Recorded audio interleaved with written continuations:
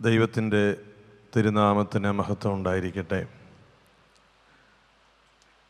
അഭിവന്ദ്യനായ മാർത്തോമ മെത്രാപ്പൊലീത്ത തിരുമേനി, അഭിവന്ദ്യ ക്രിസോസ്റ്റം വലിയ തിരുമേനി, റവറൻഡ് ഡോക്ടർ ആൾട്ട്മൻ വാൾട്ടർ, അഭിവന്ദ്യനായ ബീലക്സിനോസ് തിരുമേനി, അഭിവന്ദ്യ പിതാക്കന്മാരെ, സന്നിഹിതരായിരിക്കുന്ന സഹോദര വൈദികരെ, എന്നെ ശ്രവിക്കുന്ന പ്രിയപ്പെട്ട മാതാപിതാക്കളെ, സഹോദരി സഹോദരന്മാരെ, വാത്സല്യമുള്ള കുഞ്ഞുങ്ങളെ, സുഹൃത്തുക്കളെ, എല്ലാവർക്കും നമ്മുടെ കർത്താവായ യേശുക്രിസ്തുവിൻ്റെ വലിയ നാമത്തിൽ സമാധാനവും സന്തോഷവും അറിയിക്കുന്നു. അഭിവന്ദ്യനായ മെത്രാപ്പൊലീത്ത തിരുമേനി, നമ്മുടെ ഈ മാരാമൺ കൺവെൻഷൻ്റെ എക്യുമെനിക്കൽ സമ്മേളനത്തിൽ എളിയവനായ എന്നെ പങ്കുചേർത്തത് വലിയ ആദരവോടും കൃതജ്ഞതയോടും കൂടി, മനസ്സിൽ സന്തോഷത്തോടുകൂടി സ്വീകരിച്ച അനുഭവമാണ് എനിക്ക്. ഈ സഭയോട്, ഈ സഭയിലെ അനേകം ദൈവമക്കളോട്,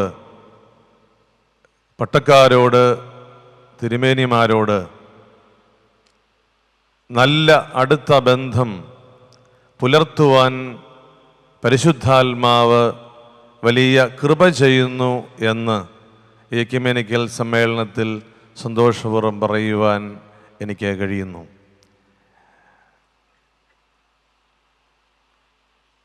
പരിശുദ്ധ ജോൺ ബോൾ രണ്ടാമൻ മാർപ്പാപ്പ തിരുമേനി തൻ്റെ ജീവിതത്തിൻ്റെ സായാഹ്ന വേളയിൽ ലോകത്തോട് നിരന്തരമായി പറഞ്ഞുകൊണ്ടിരുന്ന ഒരു വലിയ സന്ദേശം, നിങ്ങളായിരിക്കുന്ന ജീവിത സാഹചര്യങ്ങളിൽ നിങ്ങൾ യേശുക്രിസ്തുവിന് സാക്ഷികളായി ജീവിക്കണം. പരിശുദ്ധ ബെനഡിക്റ്റ് 16 മാർപ്പാപ്പ തിരുമേനി എളിയവനായ എന്നെ സാർവത്രിക സഭയുടെ അധ്യക്ഷൻ്റെ അടുത്ത സഹകാരിയായി നിയമിച്ചപ്പോൾ ഒരു സഭയായി ഏറ്റവും അധികം ആഹ്ലാദത്തോടും സന്തോഷത്തോടും അഭിമാനബോധത്തോടും കൂടി എനിക്ക് പ്രാർത്ഥനകൾ നൽകുകയും വ്യക്തിപരമായി എന്നെ ബലപ്പെടുത്തുകയും സഭയായി മലങ്കര സുറിയാനി കത്തോലിക്ക സഭയെ വളരെ അടുത്ത് നിർത്തുകയും ചെയ്യുന്ന ഒരു സഭയാണ് മലങ്കര മാർത്തോമാ സുറിയാനി സഭ എന്ന് വളരെ സന്തോഷത്തോടു കൂടി ഞാൻ പറയട്ടെ. ഈ സഭയുടെ ഈ ഹൃദയ ബന്ധത്തിലേക്ക് എന്നെ നയിച്ച ദൈവത്തോട് നന്ദി പറയും. ഇത് എക്യുമെനിക്കൽ സമ്മേളനം സഭകൾ ഒരുമിച്ച് യേശു കർത്താവിന് സാക്ഷ്യം വഹിക്കണം, ലോകത്തിൽ അവിടുത്തെ സുവിശേഷത്തിൻ്റെ പങ്കുകാരും പ്രചാരകരുമായി നിൽക്കണം എന്ന് ഓർമ്മിക്കുകയും ഓർമ്മപ്പെടുത്തുകയും ചെയ്യുന്ന ഒരു കൂടിവരവ്. അതിൽ ഞാനേറെ സന്തോഷിക്കുകയും ഇവിടെ മാർത്തോമ മെത്രാപ്പൊലീത്ത തിരുമേനി, അഭിവന്ദ്യനായ ബീലക്സിനോസ് തിരുമേനി, വന്ദ്യനായ ഡോക്ടർ വാൾട്ടർ, അവരുടെ എക്യുമെനിക്കൽ സേവന മേഖലകളിലെ ദർശനം, അനുഭവം പ്രാർത്ഥനയായും പ്രഭാഷണമായും പങ്കുവയ്ക്കുകയുണ്ടായി. ലോകത്തിൻ്റെ മുൻപിൽ നാം ഒരുമിച്ച് ദൈവജനമായി നിലനിൽക്കണം എന്ന് ദൈവം ആഗ്രഹിക്കുന്നു. സഭകളുടെ കൂടിവരവ്, സഭകൾ മുഖാന്തരം ദേശത്തിൻ്റെ ജനങ്ങളുടെ കൂടിവരവ്, ഈ പ്രപഞ്ചത്തിലെ സകലതും ഒരുമിച്ച് പ്രപഞ്ചനാഥൻ്റെ മുൻപിൽ ഒരുമിച്ച് വരുന്നത് ഐക്യത്തിൻ്റെ വിവിധങ്ങളായ ചവിട്ട് പടികളും പ്രവേശിക്കേണ്ടുന്ന പാതയുമാകുന്നു എന്ന് നമ്മൾ തിരിച്ചറിയും. നാം സഭയായി ഒരുമിച്ച് വരണം എന്ന് ആഗ്രഹിക്കുന്നതിൻ്റെ പ്രധാന കാരണം, പിതാവേ, ഞാനും നീയും ഒന്നായിരിക്കുന്നത് പോലെ ഇവരും നമ്മിൽ ഒന്നായിരിക്കണം എന്ന യേശു കർത്താവിൻ്റെ പ്രാർത്ഥനയാണ്. നമ്മൾ യേശു കർത്താവിൽ ഒന്നായിരിക്കണം എന്ന് രക്ഷാകര പദ്ധതിയിൽ അർത്ഥം കണ്ടെത്തിയിരിക്കുന്നത് ലോകത്തിന് ഗുണപരമായ ഒരനുഭവം ലഭ്യമാകുന്നതിനാണ്. നമ്മൾ കൂടി വന്നിരിക്കുന്നു. മാരാമൺ ഈ മണപ്പുറത്ത് 118 തവണ ഒരുമിച്ച് വന്നിരിക്കുമ്പോൾ ഒരു ദിവസത്തിൻ്റെ ഏറ്റവും വിലപ്പെട്ട സമയം ഈ സഭ മാറ്റി വച്ചിരിക്കുന്നത് സുപ്രധാനമായ ഒരു പദ്ധതിക്ക് വേണ്ടിയാണ്. ഉച്ചകഴിഞ്ഞ് സാമൂഹിക പ്രതിബദ്ധതയെക്കുറിച്ച്, സാമൂഹിക തിന്മകളെക്കുറിച്ചൊക്കെ ഇവിടെ പ്രാർത്ഥനയും വിചിന്തനവും നടക്കും. ഈ സമയം കർത്താവായ യേശു ക്രിസ്തുവിൽ വിളിക്കപ്പെട്ട ജനം ഒന്നായി ലോകത്തിന് സവിശേഷമായ ഒരു സന്ദേശം നൽകിക്കൊണ്ടിരിക്കണം.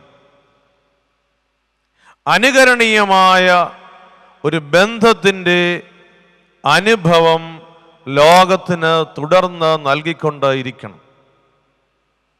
സഭകളുടെ വൈവിധ്യം അതിന് തടസ്സമാവില്ല എന്ന് ബോധ്യപ്പെട്ടാണ് മാർത്തോമാ സഭ ഈ സുപ്രധാന സമയം ഇതിനായി മാറ്റിവെക്കുക. പ്രിയപ്പെട്ടവരെ, ഇത് ക്രിസ്തീയമായ ആത്മാവിൻ്റെ പ്രചോദനമുള്ള ഒരു തീരുമാനം. ഈ സഭയുടെ അനേക കാര്യങ്ങളെക്കുറിച്ച് വിശദമായി പറയാൻ കഴിയുന്ന ഒരു സമയമാണ്. ഈ സഭയുടെ വിവിധങ്ങളായ പദ്ധതികൾ വിശദീകരിച്ചു കൊടുക്കാൻ ഒരു മധ്യാഹ്നം മുഴുവൻ കിട്ടുന്ന സമയമാണ്. അതെല്ലാം മാറ്റിവെച്ച് മുൻഗണനാക്രമത്തിൽ എന്തുകൊണ്ട് ഈ സഭ ക്രിസ്തീയ സഭകളുടെ ഒരുമിച്ചുള്ള കൂടിവരവ് ലോകത്തിന് ആവശ്യമാണ്. അത് ദൈവം ആഗ്രഹിക്കുന്ന അവിടുത്തെ പദ്ധതിയുടെ അവിഭാജ്യമായ ഘടകമാണ് എന്ന് ലോകത്തോട് പറയുവാൻ മാറ്റിവെച്ചിരിക്കുന്നു. ഇതിൽ ദൈവത്തിൻ്റെ പദ്ധതി തിരിച്ചറിഞ്ഞിട്ടുണ്ട് എന്നുള്ളത് നാം സന്തോഷപൂർവ്വം ഓർക്കുക. പ്രിയപ്പെട്ടവരെ, നാം എന്തിനാണ് ഒരുമിച്ച് വരിക? നാം യേശുവിൽ ഒന്നായിരിക്കുന്നു എന്ന് തിരിച്ചറിയേണ്ടുന്നതിൻ്റെ ആവശ്യകത എന്താണ്? ഈ ലോകത്തിൽ വിഭജിതമായ മനസ്സുകൾ ഏറി വരുമ്പോൾ നിങ്ങൾ ലോകത്തിൽ എനിക്ക് സാക്ഷികളായിരിക്കും. സങ്കീർത്തന പുസ്തകത്തിൽ 34-ാം അധ്യായത്തിലെ 5-ാമത്തെ തിരുവചനത്തിൽ പറയുന്നു, അവങ്കലേക്ക് സൂക്ഷിച്ച് നോക്കിയവർ പ്രകാശിതരായി, അവരിൽ ആരും ലജ്ജിച്ച് പോകി. പരസ്പരം നോക്കിയാലോ? ഇപ്പോൾ ആരും അങ്ങോട്ടും ഇങ്ങോട്ടും നോക്കണ്ട, തിരിച്ചു പോകുമ്പോൾ നോക്കിയാൽ മതി. ലജ്ജിച്ച് പോകേണ്ട ആവശ്യമില്ലല്ലോ. ഈ ഭൂമിയെ നോക്കിയാലോ? നാം വിശ്വസിക്കുന്ന ചില പ്രമാണങ്ങളെ നോക്കിയാലോ? ചിലപ്പോൾ ലജ്ജിതരാകേണ്ടി വരും. സങ്കീർത്തകൻ പറയുന്നു, അവങ്കലേക്ക് നോക്കിയവർ പ്രകാശിതരായി, അവർ ലജ്ജിച്ച് പോകി. ഈ ലോകത്തിൻ്റെ മുൻപിൽ നാം ഒരുമിച്ച് വരുമ്പോൾ അന്ധകാരത്തിലിരുന്ന ജനം ഒരു വലിയ പ്രകാശം കണ്ടു എന്ന് പ്രകാശിതരായവരെ കുറിച്ച് സാക്ഷ്യം കൊടുപ്പാൻ കഴിയുന്ന ഒരനുഭവം. അതിന് മുന്നോടിയായി അവങ്കലേക്ക് നോക്കി നാം പ്രകാശിതരാകണം. നാം ക്രിസ്തീയ സഭകളെക്കുറിച്ച് ചില പ്രോജക്റ്റുകളൊക്കെ പ്രപ്പോസ് ചെയ്യുമ്പോൾ പടിപടിയായി ഇന്ന ഇന്ന കാര്യങ്ങൾ നമുക്ക് ചെയ്ത് ഇവിടെ ഐക്യം ഉണ്ടാക്കാം എന്ന് മാനുഷികമായി നാം ചിന്തിക്കുമ്പോൾ അതിൻ്റെ മുന്നോടിയായി നാം ഒരു റാലിയെയോ സംയുക്ത പ്രക്ഷോഭത്തെയോ സംയുക്ത സംരംഭങ്ങളെയോ അല്ല, അവങ്കലേക്ക് നോക്കി അവനിലേക്ക് നോക്കി പ്രകാശിതരാകുവാനുള്ള ആത്മബലം നാം കരഗതമാക്കണം. ഒപ്പം വാഗ്ദാനങ്ങളിൽ വിശ്വസ്തനായ ദൈവം നമ്മോട് പറയുന്നു സങ്കീർത്തകനിലൂടെ, ഈ പ്രകാശിതരാകുന്നവരാരും ലജ്ജിതരാവുകയില്ല. നാം മറ്റുള്ളവരുടെ മുൻപിൽ ലജ്ജിതരാവുകയില്ല. പരാജിതരാണ് എന്ന് തോന്നിയാലും ലജ്ജിതരാവുകയില്ല. നാം എടുത്ത നിലപാടിനെ കുറിച്ച് നാം ഖേദിക്കേണ്ടി വരില്ല എന്ന് അർത്ഥം. നാം ജീവിക്കുന്ന ഈ കാലഘട്ടം, നാം ജീവിക്കുന്ന ഈ ലോകം, ഇന്ന് രാവിലെ ഒരു പുസ്തകത്തിൻ്റെ പ്രകാശന കർമ്മം കൂടി നിർവഹിച്ചിട്ടാണ് ഞാൻ വന്നിരിക്കുക. സൺഡേ സ്കൂളിൽ പഠിച്ചപ്പോൾ സൺഡേ സ്കൂളിലെ അധ്യാപകർ ചോദിച്ച് പഠിപ്പിക്കുമായിരുന്നു, നീ ആരുടേതാണ്? മറുപടി പറയും, നീ നീ എനിക്ക് തെറ്റി, ഞാൻ വിചാരിച്ച കത്തോലിക്ക പള്ളിയാണ്. എനിക്ക് തെറ്റി, ഭർത്താമ പള്ളിയിൽ ആരും സംസാരിക്കത്തില്ല. അപ്പോൾ നീ ആരുടേതാണ്? അപ്പോൾ മറുപടി പറയും, ഞാൻ ദൈവത്തിൻ്റെതാണ്. ഈ ലോകം ആരുടേതാണ്? അത് ദൈവത്തിൻ്റെതാണ്. മാനസാന്തരമുണ്ട്, കത്തോലിക്കരായി തുടങ്ങിയിരിക്കുന്നു. അപ്പോൾ ഈ നീയും നിൻ്റെ ഈ ലോകവും ദൈവത്തിൻ്റെതാണ് എന്ന് പറഞ്ഞ് പഠിപ്പിക്കും. ഇന്ന് രാവിലെ നമ്മുടെ വലിയ തിരുമേനിയുടെ വീട്ടിൽ ഞാനൊരു പുസ്തകം പ്രകാശനം ചെയ്തു. നിങ്ങളോട് ക്ഷമിക്കണം, ആ പുസ്തകത്തിൻ്റെ പേര് മാർ ക്രിസോസ്റ്റം തിരുമേനിയുടെ ലോകം എന്നാണ്.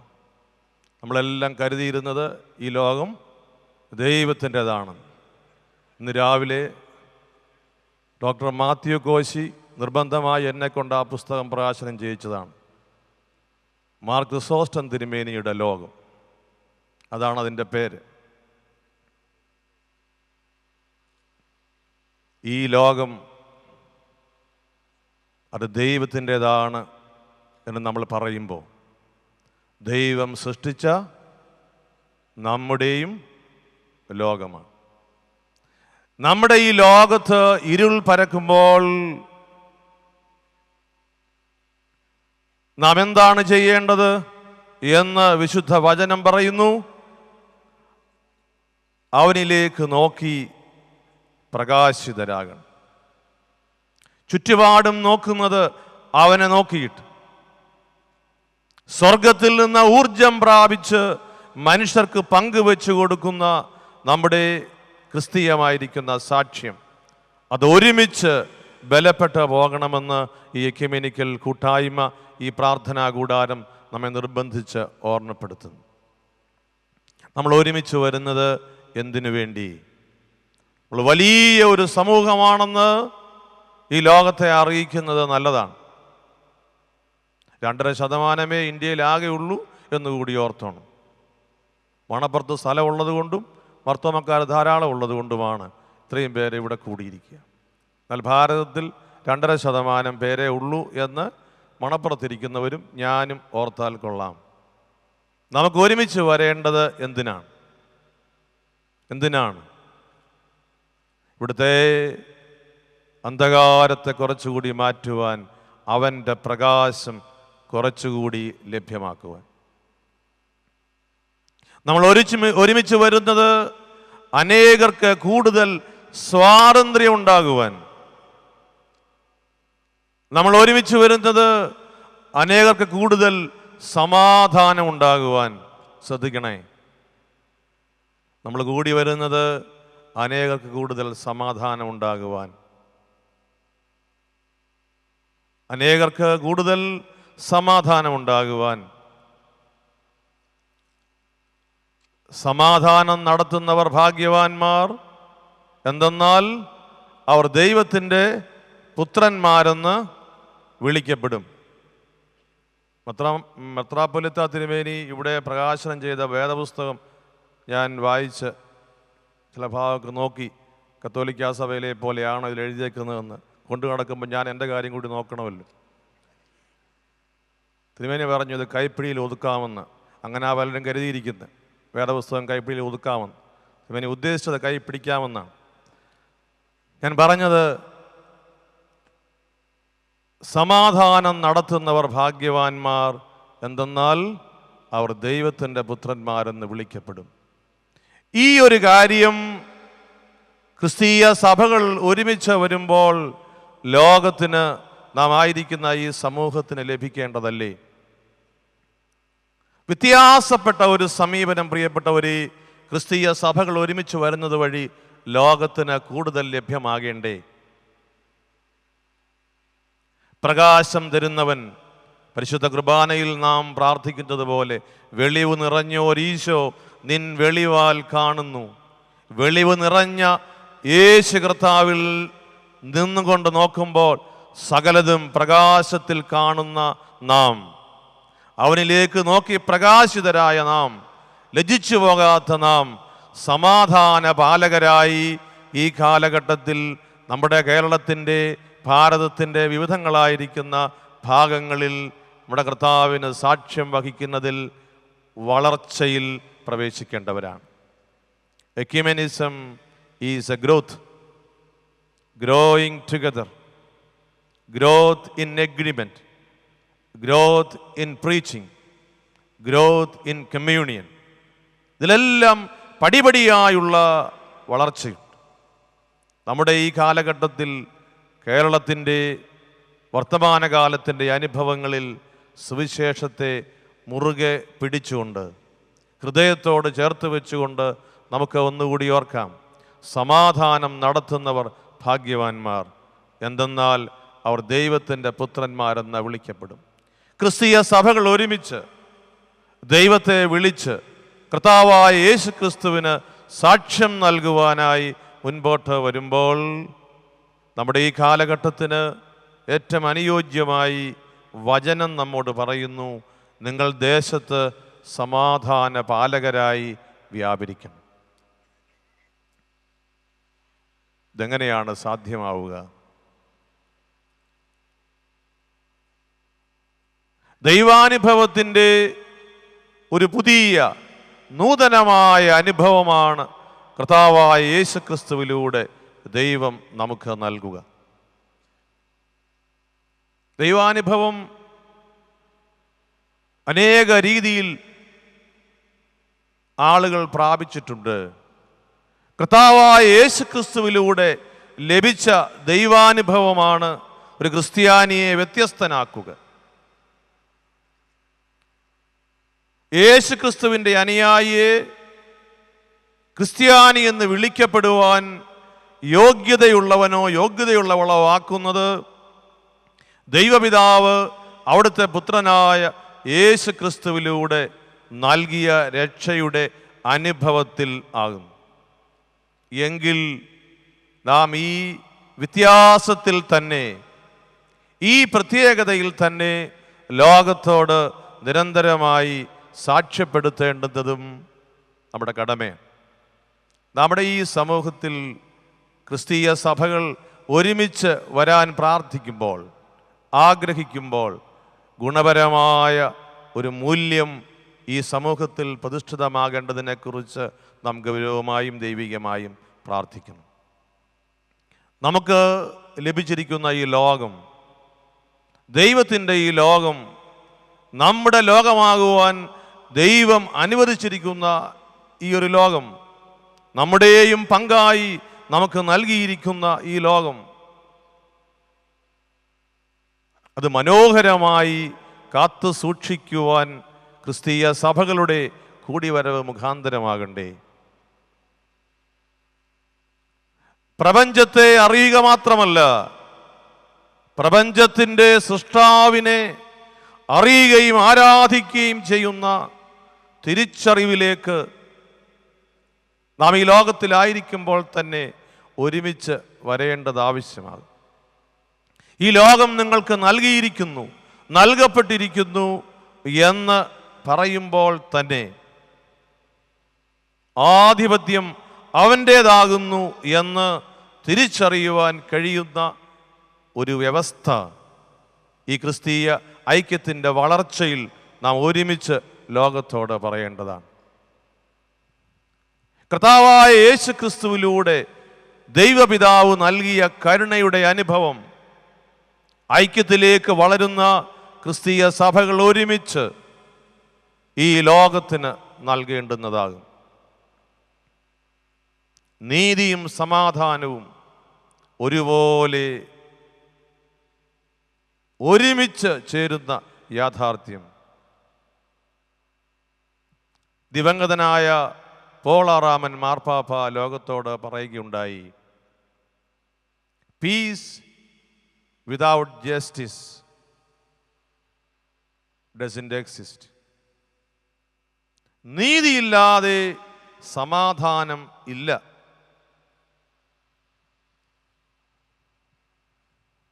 നമ്മൾ ഒരുമിച്ച് വന്ന് പ്രാർത്ഥിച്ച് പിരിഞ്ഞു പോകുന്നത് പ്രവർത്തനത്തിലേക്ക് ആകും. നമ്മൾ ഒരുമിച്ച് വന്ന് പ്രാർത്ഥിച്ച് ബലപ്പെടുന്നത് ലോകത്തിൽ ബലമുള്ള ശുശ്രൂഷ ചെയ്യുവാൻ. ഈ ശുശ്രൂഷയുടെ നന്മ ലോകത്തെ രൂപാന്തരപ്പെടുത്തുന്നു എന്നുള്ളതാണ് ക്രിസ്തീയ സഭകൾ ഒരുമിച്ച് വരുന്നതിൻ്റെ വലിയ അനുഭവമായി മറ്റുള്ളവർ സാക്ഷ്യപ്പെടുത്തുക. ചുട്ടുകരിക്കപ്പെടുമ്പോഴും ആക്രമിക്കപ്പെടുമ്പോഴും പരിഹസിക്കപ്പെടുമ്പോഴും ക്രൂശിക്കപ്പെടുമ്പോഴും അവൻ ഏൽപ്പിച്ചിരിക്കുന്ന നിയോഗം ചെയ്യുന്നതിൻ്റെ സന്തോഷം അത് ലോകത്തോട് പറയുവാനാണ് നാം ഒരുമിച്ച് കൂടുക. നമുക്ക് ലഭിച്ച നിയോഗത്തിൽ നാം നേരിടേണ്ടി വരുന്ന ത്യാഗങ്ങളെക്കുറിച്ച് പരസ്പരം പറഞ്ഞ് ആശ്വസിപ്പിക്കുന്നതല്ലാതെ പ്രതിരോധിക്കാനുള്ള സന്ദർഭമല്ല നമ്മുടെ കൂടിവരവുകൾ. കാരണം ആത്മാവാണ് രക്ഷിക്കപ്പെട്ടവരുടെ കൂട്ടത്തിലേക്ക് ആളുകളെ ചേർക്കുക, മനുഷ്യ നിർമ്മിതമായ പദ്ധതികളല്ല. നാം ഒരുമിച്ച് എക്യുമെനിക്കൽ ശുശ്രൂഷയായി ഈ സമയത്തെ മാറ്റിവെച്ചിരിക്കുമ്പോൾ പ്രിയമുള്ളവരെ, ഈ മേഖലകളിലെല്ലാം പരിശുദ്ധാത്മാവ് ഇടപഴകുന്നുണ്ട്, വ്യാപരിക്കുന്നുണ്ട്. നാം അത് തിരിച്ചറിയണം. ഈ സമ്മേളനത്തിൽ സഹോദരി സഭകളിലെ എത്രയോ പിതാക്കന്മാർ സംബന്ധിക്കും. അത് ഇവിടെ പത്രമാധ്യമങ്ങളിൽ എത്ര പിതാക്കന്മാരെ സംബന്ധിച്ചിരുന്നു എന്ന് രേഖപ്പെടുത്താനുള്ള ഒരു ക്രമീകരണത്തിനപ്പുറത്ത് പരിശുദ്ധാത്മാവ് നൽകുന്ന ഒരു സ്ഥിരീകരിക്കപ്പെട്ട അനുഭവമാണ്. ഒറ്റയ്ക്കല്ല, ഒരുമിച്ചല്ല, ഒരേ മനസ്സോടെ വളരുന്ന സഭയായി ക്രിസ്തീയ കൂട്ടായ്മകൾ നിലകൊള്ളണമെന്ന് ആവർത്തിച്ച് ഓർമ്മപ്പെടുത്തുന്നത് കൊണ്ടാണ് അനേക സഭകളിൽ നിന്ന് പിതാക്കന്മാർ ഇവിടെ സംബന്ധിക്കുക. നിസ്സാരമല്ല ഈ സാന്നിധ്യം, സുപ്രധാനമാണ് പ്രാർത്ഥനാപൂർവമായ ഈ പിൻബലം. അതിൻ്റെ നന്മയും അതിൻ്റെ പരിശുദ്ധാത്മ നൽവരങ്ങളും നമ്മുടെ കൂട്ടായ്മയെ ബലപ്പെടുത്തുകയാണ്. പ്രിയമുള്ളവരെ, നാം ഈ ലോകത്തിൽ ഗുണപരമായി നന്മ ചെയ്യുവാൻ ആഗ്രഹിക്കുന്നു എന്ന് പറയുമ്പോൾ കർത്താവായ യേശു ക്രിസ്തു നമ്മോട് പറഞ്ഞത് നിവൃത്തിയാക്കുവാനുള്ള അവിടുത്തെ പദ്ധതിയിലെ പങ്കുചേരൽ മാത്രമാണ്. നിങ്ങൾ ലോകമെങ്ങും പോയി എനിക്ക് സാക്ഷികളായിരിക്കും. നിങ്ങൾ ലോകമെങ്ങും പോയി എനിക്ക് സാക്ഷികളായിരിക്കുവിൻ. മാർത്തോമാ സഭയുടെ എല്ലാ പ്രദേശങ്ങളിൽ നിന്നും എല്ലാ ഭൂഖണ്ഡങ്ങളിൽ നിന്നും ഇവിടെ വിശ്വാസികൾ ഈ കൺവെൻഷനിൽ സംബന്ധിക്കുന്നുണ്ട്. നിങ്ങളായിരിക്കുന്ന ഇടങ്ങളിൽ യേശു ക്രിസ്തുവിന് സാക്ഷ്യം നൽകുവാൻ നിങ്ങൾ നിയോഗിതരായിരിക്കുന്നത് ഒരു പ്രത്യേക നിയോഗത്തിൻ്റെ പേരിലാണ്. ശ്ലീഹന്മാർ അപ്പസ്തോല കൂട്ടായ്മയിൽ അവർ ലോകത്തോട് പറഞ്ഞത്, ഞങ്ങൾ സ്വന്തം കണ്ണുകൊണ്ട് കണ്ടു, കാതുകൊണ്ട് കേട്ടു, കൈകൊണ്ട് സ്പർശിച്ചു. ഞങ്ങൾ കാതുകൊണ്ട് കേട്ടതും കണ്ണുകൊണ്ട് കണ്ടതും കൈകൾ കൊണ്ട് സ്പർശിച്ചതുമായ ജീവൻ്റെ വചനത്തെക്കുറിച്ച് നിങ്ങളോട് പങ്കുവയ്ക്കുന്നു. നാം ലോകത്തിന് കൊടുക്കേണ്ടുന്ന സാക്ഷ്യം ഇതല്ലേ? നമ്മൾ കണ്ടത്, കേട്ടത്, കൈകൊണ്ട് സ്പർശിച്ചത്. അത് പറയാൻ അവർക്ക് അധികാരമുണ്ട്. കാരണം അവർ യേശു ക്രിസ്തുവിൻ്റെ കൂടെ തൊട്ട് ഒരുമി നടന്നവരാണ്, ഒരുമിച്ച് ഭക്ഷണം കഴിച്ചവരാണ്, ഒരുമിച്ച് പ്രാർത്ഥിച്ചവരാണ്. അവർ പറഞ്ഞു, ഞങ്ങൾ കൈകൊണ്ട് സ്പർശിച്ചതായ ജീവൻ്റെ വചനത്തെക്കുറിച്ച് നിങ്ങളോട് പങ്കുവയ്ക്കുന്നു. ലോകത്തിന് ലഭിക്കേണ്ട തൊട്ടുരുമയുള്ള ഈ ബന്ധം, ഇഴയടുപ്പത്തിൻ്റെ ഈ ബന്ധം, സാക്ഷ്യം ലോകത്തെ രൂപാന്തരപ്പെടുത്തുവാൻ പര്യാപ്തമാണ്. നമ്മുടെ അജണ്ടയല്ല, പരിശുദ്ധാത്മാവിൻ്റെ പ്രവർത്തനങ്ങൾ ശക്തമാക്കുവാൻ നമുക്ക് തുറന്ന് കൊടുക്കുവാനുള്ള സന്ദർഭമാണ്. ഈ വലിയ പ്രാർത്ഥനാ കൂട്ടായ്മയിൽ ആയിരിക്കുമ്പോൾ എല്ലാ സഭകളെയും ദൈവാത്മാവിൻ്റെ പ്രചോദനത്തിന് സമർപ്പിച്ചുകൊണ്ട് പ്രാർത്ഥിക്കുവാൻ നമുക്ക് ബാധ്യതയുണ്ട്. ക്രിസ്തീയ സഭകളുടെ ഐക്യം, ഒരുമിച്ച് പ്രാർത്ഥിച്ച് പരിശുദ്ധാത്മാവിന് വിധേയപ്പെട്ട് മുൻപോട്ട് പോകുന്ന ശുശ്രൂഷ, പരസ്പരം കേട്ടും പരസ്പരം കണ്ടും പരസ്പരം കൈത്താങ്ങ് നൽകിയും. ഞാൻ പറഞ്ഞ വാക്ക് തെറ്റിപ്പോകരുത്. ഞാൻ പറഞ്ഞത് താങ്ങെന്നല്ല, കൈത്താങ്ങെന്നാണ്. മറ്റേത് നമുക്ക് എപ്പോഴും പരിചയമുള്ളതാണ്. സുവിശേഷത്തിലെ വാക്ക് കൈത്താങ്ങെന്നാണ്. ഈ കൈത്താങ്ങ് കൊടുത്തും ഒരുമിച്ച് മുൻപോട്ട് പോകുവാൻ നമുക്ക് കഴിയണം. പരസ്പരം ആദരിക്കുന്ന, പരസ്പരം സ്നേഹിക്കുന്ന, പരസ്പരം പ്രോത്സാഹിപ്പിക്കുന്ന, നന്മ ചെയ്യുമ്പോൾ അതിൽ വിഭാഗീയതയൊന്നും കാണാതെ ദൈവത്തിൻ്റെ പ്രവൃത്തിയാകുന്നുവെന്ന് ചെയ്ത ആളിൻ്റെ നാളും പേരും നിറവുമൊക്കെ നോക്കി വ്യാഖ്യാനിക്കാതെ നന്മ നന്മയായി പറയുവാനുള്ള ആത്മബലം, വർദ്ധമാനമായ ആത്മാഭിഷേകത്തോടുകൂടി നാം പ്രാപിച്ച് ലോകത്തോട് പറയണം. നന്മയെ ബ്രാൻഡ് ചെയ്യരുത്. നന്മയ്ക്ക് വിഭാഗീയതയുടെ പേരോ നാളോ നിറമോ ഒന്നും വ്യാഖ്യാനിക്കാൻ പാടില്ല. അത് ദൈവത്തിൻ്റെതാണ്. നന്മയാണോ? അത് ദൈവത്തിൻ്റെതാണ്. കരുണയാണോ? സംശയിക്കേണ്ട, അത് ദൈവത്തിൽ നിന്ന് വരുന്നു. നാം ഉയർന്ന് ചിന്തിക്കേണ്ടുന്ന നാളുകളാണ്. ഈ പൊതുസമൂഹത്തെക്കുറിച്ച് നാം ക്രൈസ്തവ സമൂഹമെന്ന നിലയിൽ കൂടുതൽ ഗൗരവത്തോടുകൂടി ദൈവത്തോട് പ്രാർത്ഥിക്കുകയും പരസ്പരം ബലപ്പെടുത്തുകയും ചെയ്യേണ്ട നാളുകളാണ്. നമ്മുടെ കാര്യങ്ങളെക്കുറിച്ച് മാത്രം നാം ആവലാതി പറയുകയും ആവശ്യങ്ങൾ പറയുകയും ചെയ്യുമ്പോൾ പൊതുസമൂഹത്തെക്കുറിച്ച് ഇവിടെ സംസാരിപ്പാനുള്ളവരുടെ എണ്ണം കുറയുകയും സ്വാർത്ഥത വർദ്ധമാനമാവുകയും ചെയ്യുമ്പോൾ ആത്മാവിന് ഇടപെടാൻ കഴിയാതെ വരും എന്നുള്ളത് അവങ്കലേക്ക് നോക്കിയവർ തിരിച്ചറിയണം. നമ്മൾ പ്രാർത്ഥിക്കുമ്പോൾ നമ്മുടെ എല്ലാ കാര്യങ്ങളും എണ്ണി എണ്ണി പറഞ്ഞിട്ട് പിന്നെയും മറന്നുപോയിട്ടില്ലേ കാര്യങ്ങൾ? അതൊന്നും നടക്കാതെ ഇരുന്നിട്ടില്ലല്ലോ. നമ്മളുടെ എണ്ണി എണ്ണിയുള്ള പ്രാർത്ഥന ഒന്ന് വിട്ടുപോയത് മറക്കാതെ നമ്മെ കാത്തുപരിപാലിക്കുന്ന ദൈവം നമ്മുടെ ആവശ്യങ്ങളെയെല്ലാം നമുക്ക് സാധിച്ചു തരുന്നത് നാം മറ്റുള്ളവരെയും അതുപോലെ പരിഗണിക്കുന്നത് കൊണ്ടാണ്. മറ്റുള്ളവർ നിങ്ങളോട് എങ്ങനെ പെരുമാറണമെന്ന് നിങ്ങൾ ആഗ്രഹിക്കുന്നുവോ അതുപോലെ നിങ്ങൾ അവരോടും പെരുമാറുവിൻ. പ്രാർത്ഥനയുടെ വിഷയത്തിൽ ഇതാകണം, നന്മയിൽ ഇതാകണം, അവരുടെ അഭിവൃദ്ധിയെക്കുറിച്ച് ഇതാകണം, അവരുടെ ഐക്യത്തെക്കുറിച്ച് ഇതാകണം. പ്രിയപ്പെട്ടവരെ, വ്യത്യാസമുള്ള ഗുണപരമായി ദൈവീകതയുള്ള ഒരു സാക്ഷ്യം ഈ സമൂഹത്തിന് ഇന്ന് കേരളത്തിൽ നാം ആയിരിക്കുന്ന ഇടങ്ങളിലൊക്കെ സാക്ഷ്യപ്പെടുത്തി കൊടുക്കുവാൻ ക്രിസ്തീയ സഭകൾക്ക് വലിയ കടമയുണ്ട് എന്ന് പരിശുദ്ധാത്മാവ് ബോധ്യപ്പെടുത്തുന്നത് നിങ്ങളോട് ഹൃദയത്തിൽ നിന്ന് ഞാൻ പങ്കുവയ്ക്കട്ടെ. അവൻ്റെ സുവിശേഷത്തിന് പരിധികൾ വയ്ക്കരുത്. ലോകത്തിൽ ആരോടെല്ലാം സംസാരിക്കണം എന്ന് കർത്താവ് പറഞ്ഞിട്ടില്ല. കർത്താവ് പറഞ്ഞിരിക്കുന്നത് നിങ്ങളെല്ലാവരോടും സംസാരിക്കണമെന്ന്. ഏതെങ്കിലും കാരണം പറഞ്ഞ് ഇന്നാരോട് സംസാരിച്ചു പോകരുതെന്ന് സുവിശേഷത്തിൽ പറഞ്ഞിട്ടില്ല. നമ്മുടെ സുവിശേഷമല്ല, കർത്താവിൻ്റെ സുവിശേഷം ലോകത്ത് എത്തിക്കാവുന്ന എല്ലാ മനസ്സുകളിലും എത്തിക്കുവാൻ നമുക്ക് കടമയുണ്ട്. അതിൻ്റെ ഫലം പുറപ്പെടുവിക്കുന്നത് മനുഷ്യൻ അല്ല,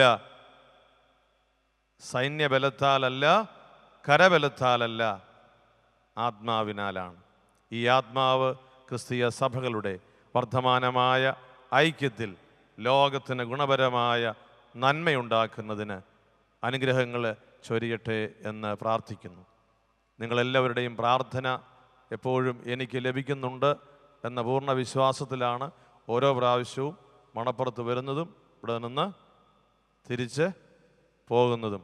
വീണ്ടും നിങ്ങളോട് ഞാൻ അപേക്ഷിക്കുന്നു, നിങ്ങളുടെ പ്രാർത്ഥന എനിക്ക് ആവശ്യമുണ്ട്.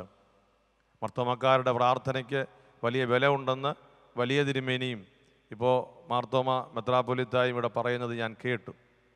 കഴിഞ്ഞ പ്രാവശ്യം 2 പേരോട് കൂടിയാണ് തിരുമേനി ഈ വേദിയിലേക്ക് വന്നതെന്ന് പറഞ്ഞു. ഞാനിന്ന് 7 പേരോട് കൂടിയാണ് വണ്ടിയിൽ വന്നിരിക്കുന്നത്.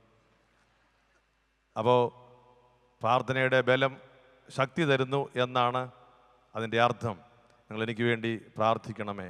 അതുപോലെ തന്നെ പരിശുദ്ധ ബെനഡിക്ട് 16 മാർപ്പാപ്പ തിരുമേനി കത്തോലിക്കാ സഭയുടെ പത്രോസിൻ്റെ ശുശ്രൂഷയിൽ നിന്ന് അദ്ദേഹം പ്രായാധിക്യത്താൽ ആരോഗ്യപരമായ കാരണത്താൽ അദ്ദേഹം ത്യാഗത്തോടുകൂടി വിരമിച്ചിരിക്കുന്ന ഒരു സാഹചര്യത്തിൽ പരിശുദ്ധ പിതാവിൻ്റെ പിൻഗാമിയായി സാർവത്രിക സഭയെ നയിക്കുന്നതിന് അതേ വിജ്ഞാനവും വിശുദ്ധിയും ദൈവാത്മാവിൻ്റെ അഭിഷേകവുമുള്ള ഒരു പുതിയ പിതാവിനെ തിരഞ്ഞെടുക്കുവാൻ പരിശുദ്ധാത്മാവിൻ്റെ നൽവരങ്ങൾ ധാരാളമായി ലഭിപ്പാൻ നിങ്ങളെല്ലാവരും പുതിയ തിരുമേനിക്ക് വേണ്ടി നിങ്ങൾ പ്രത്യേകം പ്രാർത്ഥിക്കണം.